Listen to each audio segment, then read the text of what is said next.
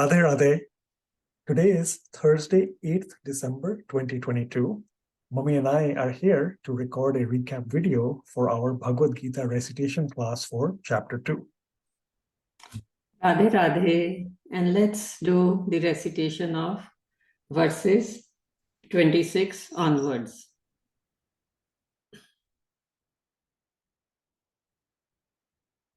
Chapter 2, verse 26.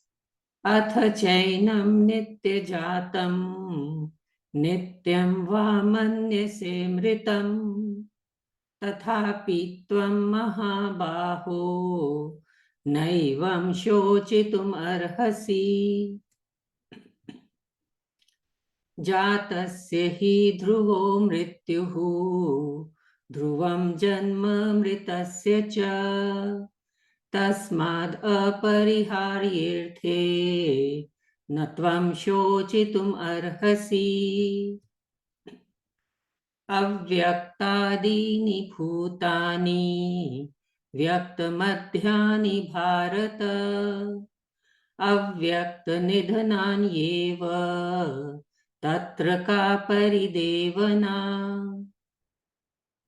आश्चर्यवत् पश्यति कश्चिदेनम् आश्चर्यवद् वदति तथैव चान्यः आश्चर्यवच्चैनमन्यः शृणोति श्रुत्वाप्येनं वेद न चैव कश्चित् देहि नित्यम् अवध्योऽयं देहे सर्वस्य भारत तस्मात् सर्वाणि भूतानि न त्वं शोचितुम् अर्हसि. So let's see some important words from each verse. So from verse number 26, I want everybody to see this word Nitya Jatam. Nitya Jatam means taking constant birth. So that is where we understand that we are the soul, not the body, and it continues its journey, life and death and life and death. Another word, let's see, Shochitum. Very important word which will keep on coming again and again. And Shochitum means to grieve. So understanding is we don't have to grieve for this body because it will again take birth. The soul will again take birth. Verse number 27, there is an important word, apariharyerthe. Apariharyerthe means in this inevitable situation. The situation is inevitable. One that dies is going to get birth again, and one who takes birth is going to die. Verse number 28, there is a word, avyakta adini. Avyakta adini means unmanifest before birth. So what happens? It's the soul is always living. It just manifests at the time of birth. And let's look at the word paridevana. This is another word for shochitum. Shochitum also meant grieving, and paridevana also means to grieve. Verse number 29. One word is being used again and again. So let's learn that. Ascharyavat. Ascharyavat means it's very, very amazing. This whole soul and body connection. It's a very amazing thing. Now, verse number 30. Let's learn the word Dehi. Dehi is used for the soul that dwells within the body. And now I will give it over to Gagan. He will explain the verses. Yeah, thank you, Mummy. So let's look at Chapter 2, verse 26 and beyond. The catchphrase for Chapter 2, verse 26 is subjected self. As Sri Krishna tells Arjun that even if he were to think that the self is subject to constant birth and death, he should still not mourn. And in fact, when you understand it as the soul is subject to immortality. That is the crux of what Sri Krishna is trying to get across. In Swamiji's commentary, he talks about the 12 different schools of thought in Indian philosophy, half of which have similar takes as what the Bhagavad Gita has in terms of the immortality of the soul. At the time of the Bhagavad Gita, it seems that certain Buddhist schools of thought may have also existed, talking about either not having a permanent soul or not being immortal. But despite all that, Sri Krishna says that even if you believe in that other way, one should not be grieving, which means that it raises a question as to why one should not grieve or lament. And that is therefore answered in chapter 2, verse 27, which has the catchphrase, taxes twin, the twin of taxes, which actually we're referring to as death. There's a famous saying by Benjamin Franklin that Swamiji has mentioned in the commentary that, nothing is certain in life other than death and taxes, or the two things certain or sure in life are death and taxes. So twins in that case here, but really again, we're talking about how when there is life, there is death, there is therefore rebirth as well. So Sri Krishna constantly reinforces this for Arjuna and for us, that there should not be lamenting or grieving, because when there is birth, there is life, and after that there is death, and then again there is rebirth. That is for chapter 2, verse 27. Chapter 2, verse 28, we have mighty manifestation.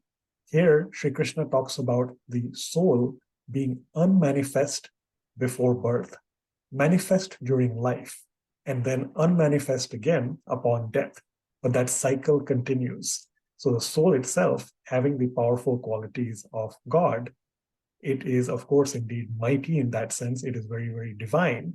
And we keep learning more about its cycle, unmanifest, manifest, and again unmanifest, and continuing over and over again. Chapter 2, verse 29, as a question, we say amazing maze, as something to think about. Here, what Swamiji talks about is that some people, Sri Krishna says, they hear of the soul, they see different qualities, they speak of it, and it is all, of course, very amazing and divine. A lot of it is even hard to comprehend, but some of it one can understand.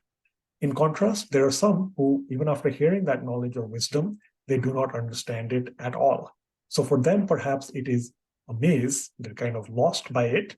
But for many of us as spiritual participants on these journeys, it is hopefully, of course, very, very amazing.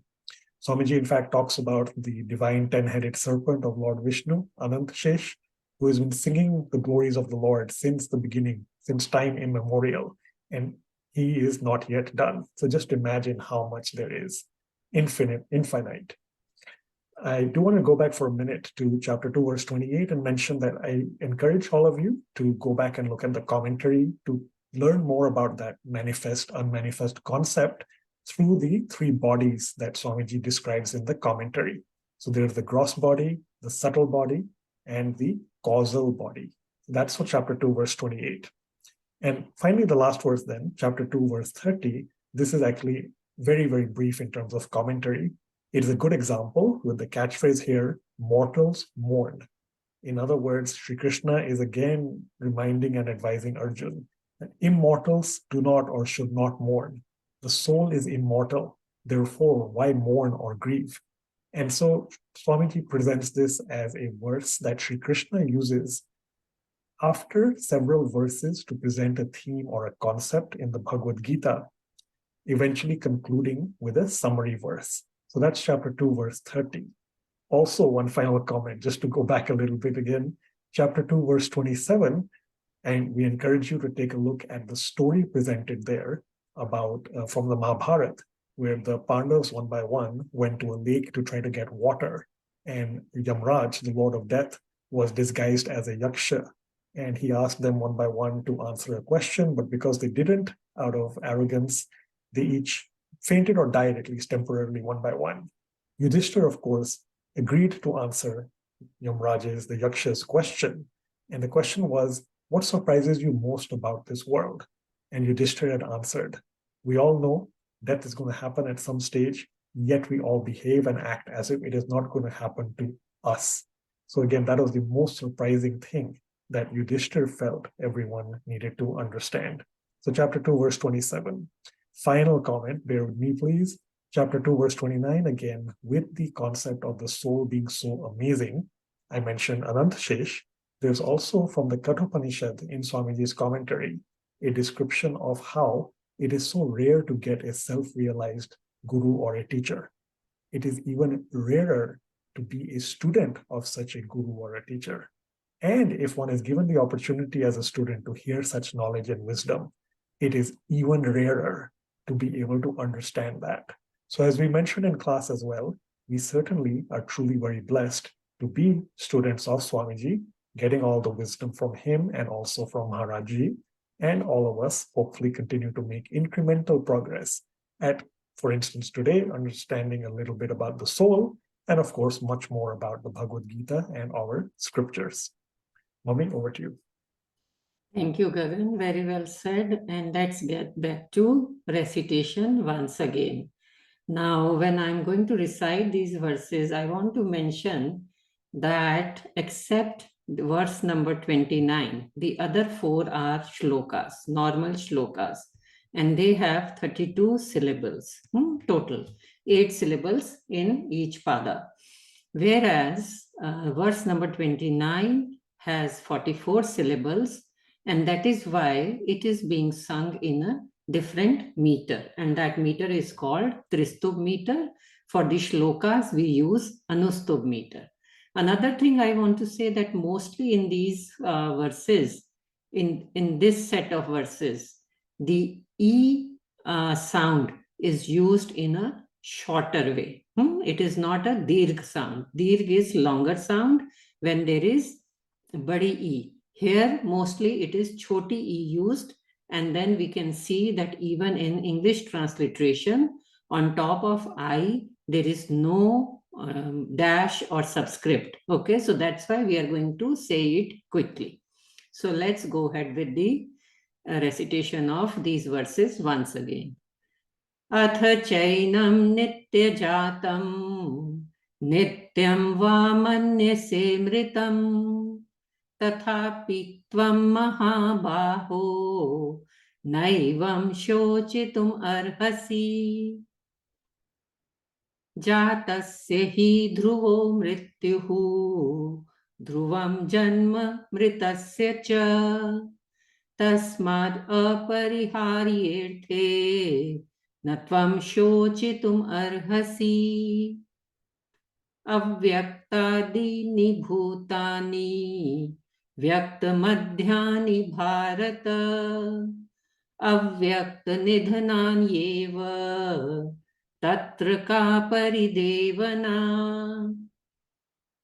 आश्चर्यवत् पश्यति कश्चिदेनम् आश्चर्यवद् वदति तथैव चान्यः आश्चर्यवच्चैनमन्यः शृणोति श्रुत्वाप्येनं वेद न चैव कश्चित् देहि नित्यम् अवध्योऽयं देहे सर्वस्य भारत तस्मात् सर्वाणि भूतानि न त्वं शोचितुम् अर्हसि. So with that, I hope it helps for all of you to practice these verses. And Radhe Radhe, thank you very much. Over to you, Gagan.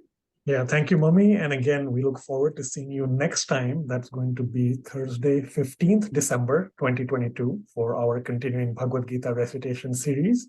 For those, of course, of those of you who join us for our Bhagavad Gita study classes, we'll see you just in a couple of days. That is on Saturday, 10th December 2022, Bhagavad Gita study session for chapter 6. Radhe Radhe, thank you. So, Saturday, 8 a.m. Dallas time for Bhagavad Gita study session, and Thursday, 7 p.m. Dallas time, which becomes Friday, 6:30 a.m. India time for Bhagavad Gita recitation session. So hope to see all of you on Saturday and Thursday. Thank you very much. Radhe Radhe.